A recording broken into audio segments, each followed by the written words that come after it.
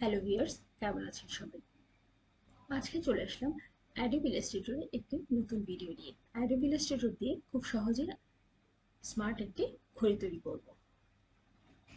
তো চলুন শুরু করা যাক। তো প্রথমেই আমরা যাব অ্যাডোবি ইলাস্ট্রেটরে। তো অ্যাডোবি ইলাস্ট্রেটরে এখানে আমরা হোমে আছি। এখানে আমি একটি আর্টবোর্ড নিব, এজন্য আমি আসবো ক্রিয়েট নিউয়ে। ক্রিয়েট নিউ ক্লিক করার পরে এখানে আমাদের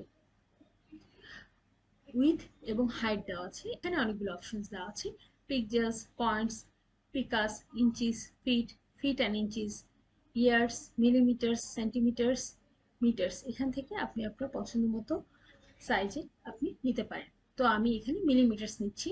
তো এখানে আমি মিলিমিটার্সে আমি উইথ নিলাম 197.556 এবং হাইট নিয়েছি 101.6। আপনি আপনার পছন্দ মতো নিতে পারেন। এখানে আমি আর্টবোর্ড নিয়েছি একটি, আর আমার কালার মুড আছে RGB কালারে। এটা আপনি আপনার পছন্দ মতো নিতে পারেন। রাস্টার ইফেক্ট আছে, স্ক্রিন 72 ppi, এটা আমরা হাই 300 ppi করে নিলাম এবং প্রিভিউ মুড আছে ডিফল্টে। আপনি এখান থেকে যে কোনো আপনার পছন্দ মতো যে কোনো ভাবে আপনি এইটাকে কাস্টমাইজ করে নিতে পারেন। তো আমি এখানে ক্রিয়েটে ক্লিক করলাম।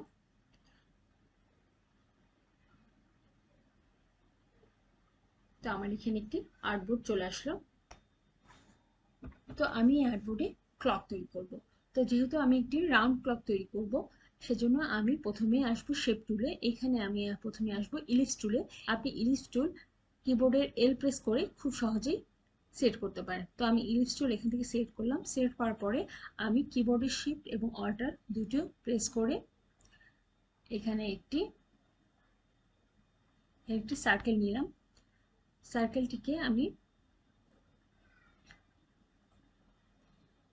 মিডল অ্যালাইন করে নিচ্ছি।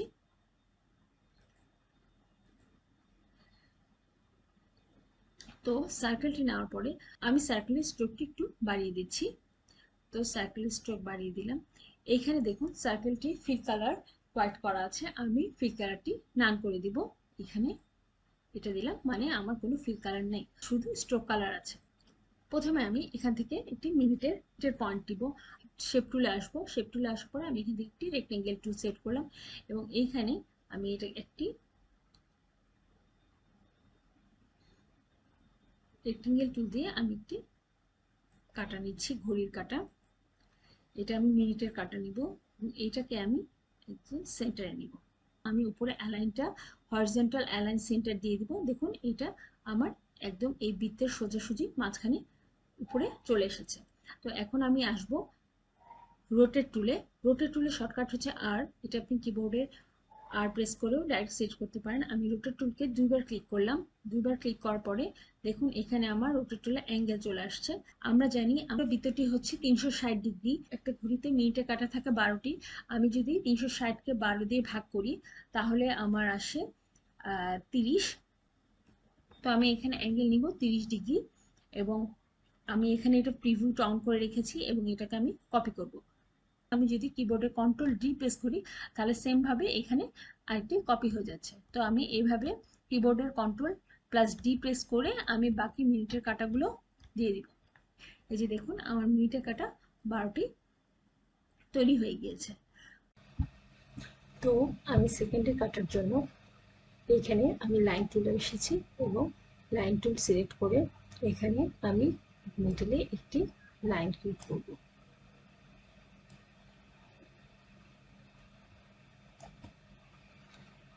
এখন আমি সিলেকশন টুলে যাব এবং লাইনটাকে সেট করব, প্লাস কিবোর্ডের শিফট প্রেস করে আমি বৃত্তটাকে সেট করব এবং আমি রোটেট টুলে আসবো। রোটেট টুলকে দুইবার ক্লিক করার পরে এখানে আমি অ্যাঙ্গেল দিব। যেহেতু সেকেন্ডের কাটা থাকে 60টা, বৃত্তর পরিমাণ হচ্ছে 360 ডিগ্রি। 360 ডিগ্রিকে আমি 60 দিয়ে ভাগ করব। আমার এখানে 360 ডিগ্রি ভাগ 60 আসে হচ্ছে 6। তো আমি এখানে অ্যাঙ্গেল নেব 6 ডিগ্রি এবং কপি করব। এবং দেখুন এটার পাশে একটি কপি হয়ে চলে এসেছে। তো আমি এটাকে কন্ট্রোল টি প্রেস করব। কাজটা সুন্দরভাবে দেখানোর জন্য আমি কিবোর্ডের অল্টার প্রেস করে এই বৃত্তটাকে একটু ছোট করে নিচ্ছি যাতে কাজটা পুরোপুরি দেখা যায়, এবং আমি কন্ট্রোল ডি প্রেস করব।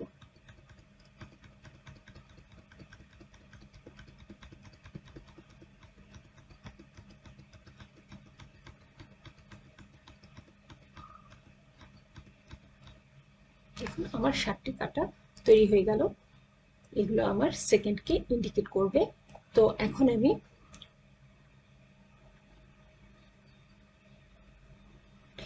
এখন আমি যে ঘড়ির যে কাটা থাকে ওই কাটাগুলো দিব।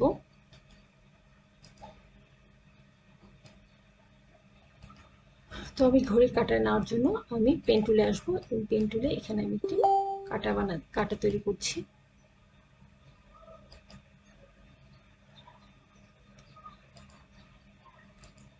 আমার এখানে স্ট্রোকটি অনেক বাড়ানো ছিল, তো আমি স্ট্রোকটি কমিয়ে নিচ্ছি, স্ট্রোক একদম 0 করে দিচ্ছি, এবং আমি কাটার কালারটা ব্ল্যাক করে নিচ্ছি। এটা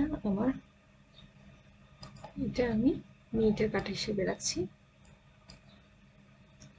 এবং আমি এই সেম কাটাটাকে কিবোর্ডে অল্টার প্রেস করে একটু কপি করে নিচ্ছি, এবং এটার সাইজটা আমি একটু ছোট করে নিচ্ছি। কিবোর্ডে অল্টার এবং শিফট প্রেস করে এটার সাইজটা একটু ছোট করে নিচ্ছি, এবং এটাকে আমি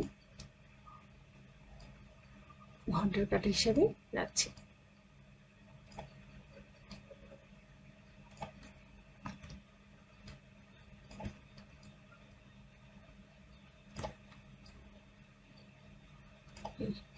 এবং আমাদের একটি সেকেন্ডের কাটা থাকে যেটা খুব লম্বা হয়, তো এর জন্য আমি টুলবারে আসবো এবং লাইন সেগমেন্ট টুল থেকে একটি কাটা নিব। এটা হচ্ছে আমার সেকেন্ডের কাটা। এখানে আমি ছোট একটা রাউন্ড দিয়ে দিচ্ছি নিচে।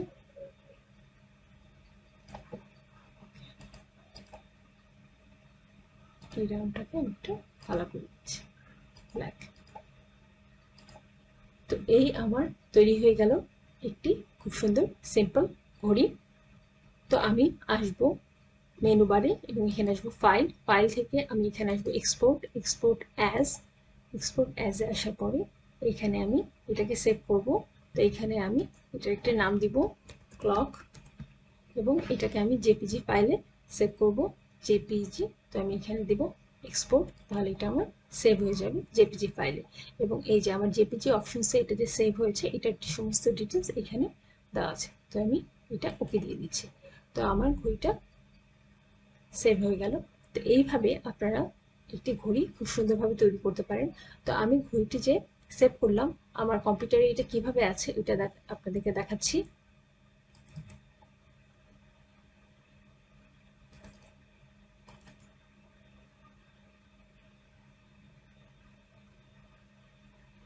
এই দেখুন, এই আমি ঘড়িটা তৈরি করেছিলাম, এইভাবে আমার এটা ডেস্কটপে এখন আছে।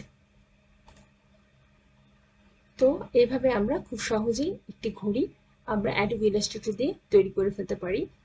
আপনারাও আশা করি খুব সুন্দরভাবে একটি ঘড়ি তৈরি করতে পারবেন। তো ভিডিওটি ভালো লাগলে লাইক করবেন, শেয়ার করবেন। কোনো প্রশ্ন থাকলে অবশ্যই কমেন্ট সেকশনে জানাবেন। আমার চ্যানেলটিকে সাবস্ক্রাইব করবেন। সবাই ভালো থাকবেন। ধন্যবাদ।